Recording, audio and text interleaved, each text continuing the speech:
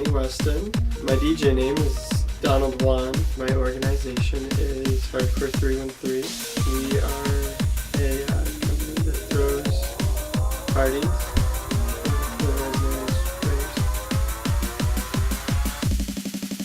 I've been doing that for 7 years. I first started going to them in my sophomore year of high school. I don't know, I really enjoyed it. It's kind of cool because there's a whole different feeling behind all of it. And then I got hooked on that, and so I started going, and then after I got out of high school, I threw my first one.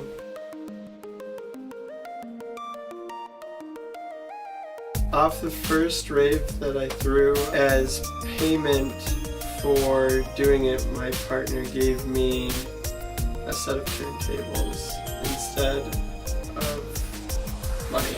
I got a mixer off eBay and then I just started collecting records. Planet Earth turns slowly.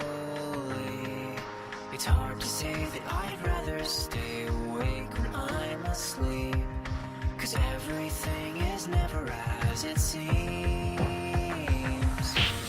My first major pieces of equipment were awful.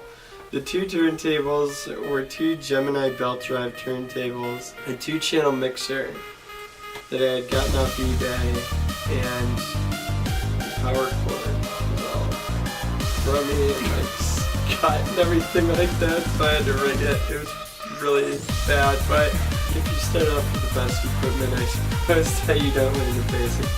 I usually practice probably about once a day or once every 2 days. Usually I'll do it about an hour a day.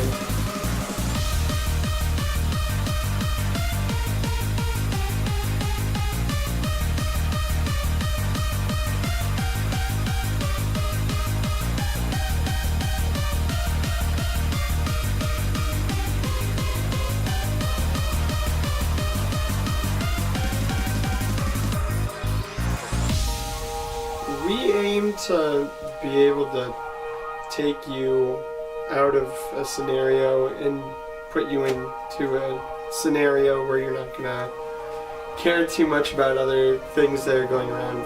I want to be able to take somebody out of their normal atmosphere for like 6 hours and put them into a place where they're, happy and not really caring too much. There's no specific kind of order of it, it's just like what we want to see. Since we're mostly high energy music, we usually look for stuff that like we know that the crowd's gonna get into and that we know that like is gonna be more dancey and whatnot. Our second party we ever threw, we slingshotted stuffed animals, which I thought was pretty neat during our headliner set. We'll make sure that we have the venue. Then after that, we'll go through the people that we all want to see. Let's say we want to see Spree, and Spree costs this much money. We'll be like, oh, we want that guy, and then, Spree, and then, kind of work out how much it's going to be, see if it's within our budget range. And then after we got the venue, our headliner, then we'll start putting together locals that we want to get to be a part of the show or whatnot. We try to range things in roughly around the most cost-effective way. When I played out in Salt Lake, it was a very, very young crowd, but a very, very large crowd.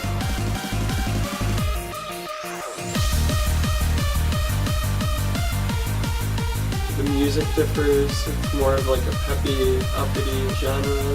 I played out in Chicago and it was more clubby and lousy, older crowd. I played out in Island, I was in the middle of Salt Lake. That was really cool, it had a little land bridge that led 3 miles, 4 miles. There was like a big islandish thing, and when you turn the corner, tons of people, really crazy. It had all mountains and mountains. I don't know, it's super cool. Usually through Facebook would be the best way to like find out about the shows. And the best way about my music, I post it on Facebook and I usually post it on SoundCloud so that I can push out demos to wherever like I know that people are going in states or music-wise, you know. So we usually do flyers, and then we'll drop them at like the popular parties that are going on. We've advertised on radio before. Hope you guys hear from me soon.